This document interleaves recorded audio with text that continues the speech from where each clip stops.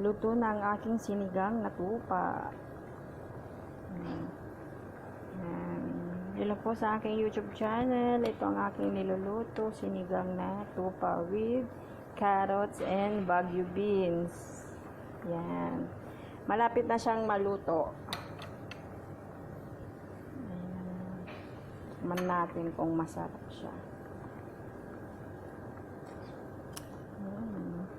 Ang sarap. Ang sarap ko.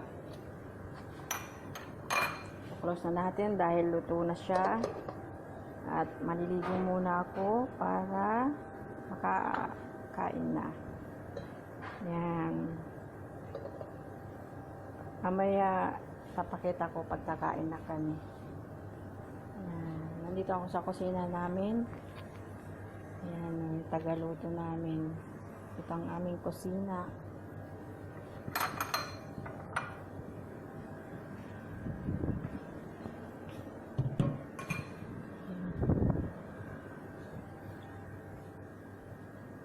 Maraming nagtatrabaho ngayon dito sa bahay ng amo ko. Yan, gumagawa sila ng yung bubong. Yan, tao. Bye-bye! Hello sa aking YouTube channel. Yan, kakain na tayo. Mukbang sinigang na baboy. Sinigang na baboy, mga besh.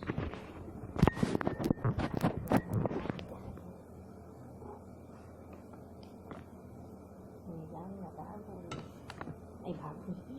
Sinigang na tupa pala, tupa. Kain tayo.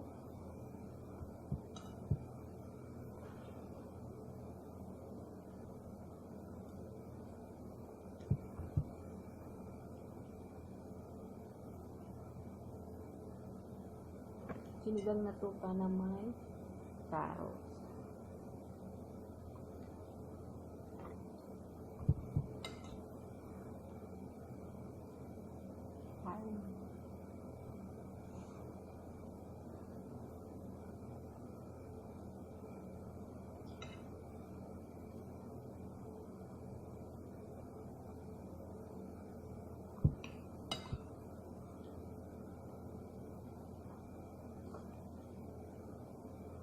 Hindi ka na ate, kain ka na.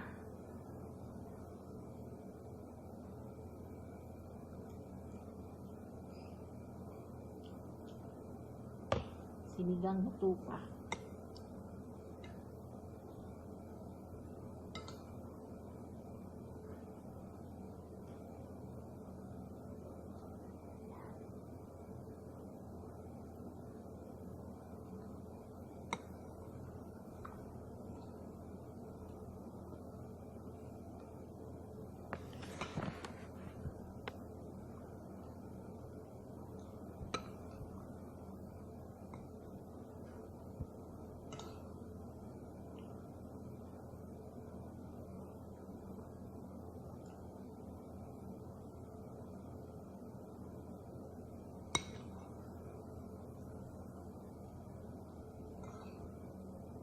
Hindi ko nagugutom yung kasama ko.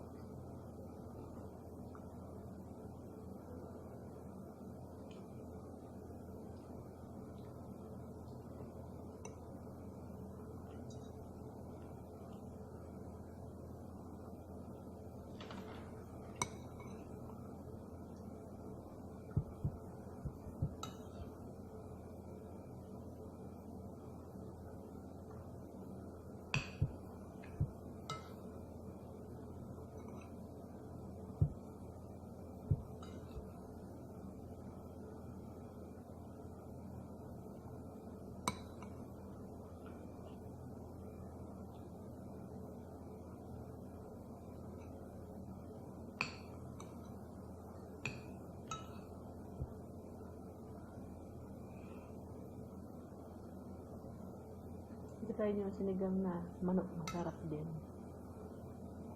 Dito sa ibang bansa, sa part ng Philippines, walang baboy. Kaya ang sinisigang namin dito, manok or tupa at laham.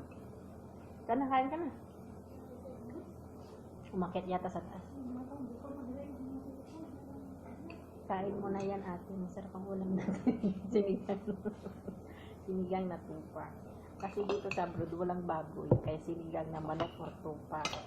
At kalaham. Ano yan? Mukbang sa vlog ko. Post ko sa YouTube ko. Tagal na akong hindi nakakapag-post eh.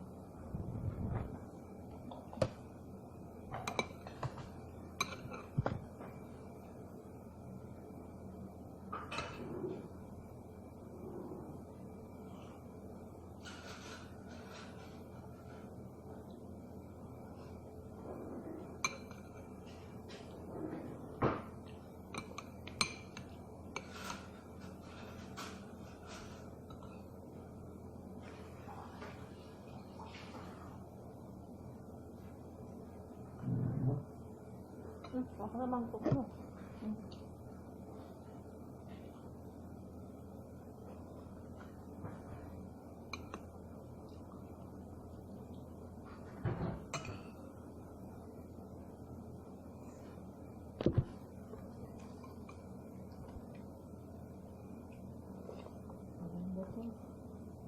Naglagasan ng karne. Kaya sabi ko, pahinga ako.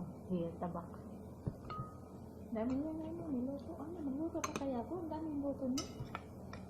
May sinabi kasi ba na magluluto ka? Atay? Eh, binalik niya sa ano. Binalik niya sa rito, tapos kinuha ko na naman kayo ng umaga. Sabi ko sa'yo, madam, di ba sabi mo, magluto ako. Tapos ikaw na naglagay doon. Kasi napaluto pala siya ng pagkain. Oo, napaluto siya. Luto na yata. Kung marunong pala sa tiyabak, mas maganda pa yan ang lutuin niya sa Sabado sa Friday kaysa ano. Yung isa, walang kumakain. Hindi na ako mahilig sa yung ganun. Oo nga, masarap pa yan.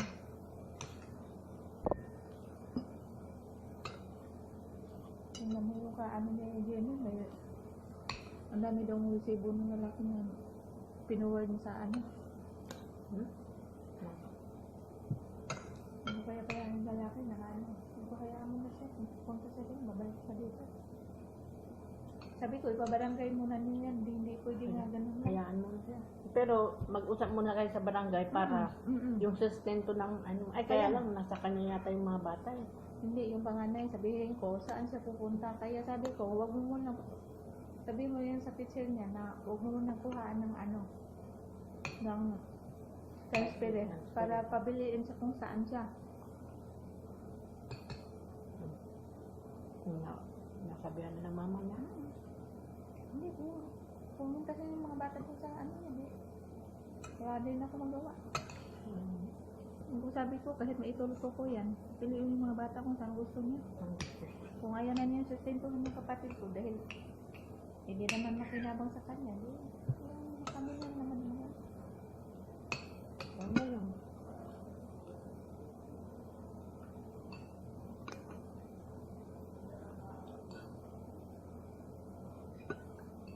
Hayaan mo na siya, kung siya sama siya. Basta mag-usap-usap muna sila sa Sabi ko, barangay. hindi ko na siya habulin ka dahil maghahanap talaga yun na maghahanap ng mga niya. Basta yung sustento ng mga bata, sustentuhan lang niya. Magbabahala na siya. Kung sabi ko, kung pwede ko ipatuloy ko, maano yan siya. Lalo naman Hindi sila umasa sa kapatid mo kasi wala rin naman nang may bibigay. Siya mag-suporta. Anak niya yan.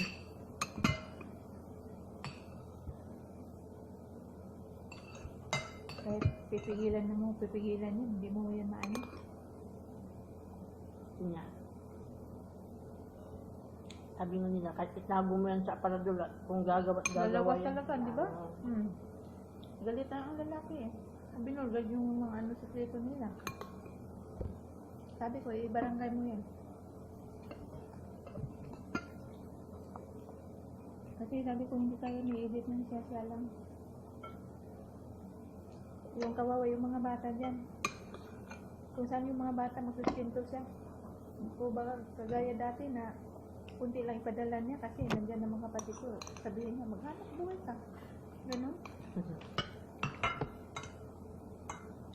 Trabaho ka. Hindi ko ano pa yung ginagawa sa kapatid ko. Di ba yung trabaho? Ubus na. Bye-bye.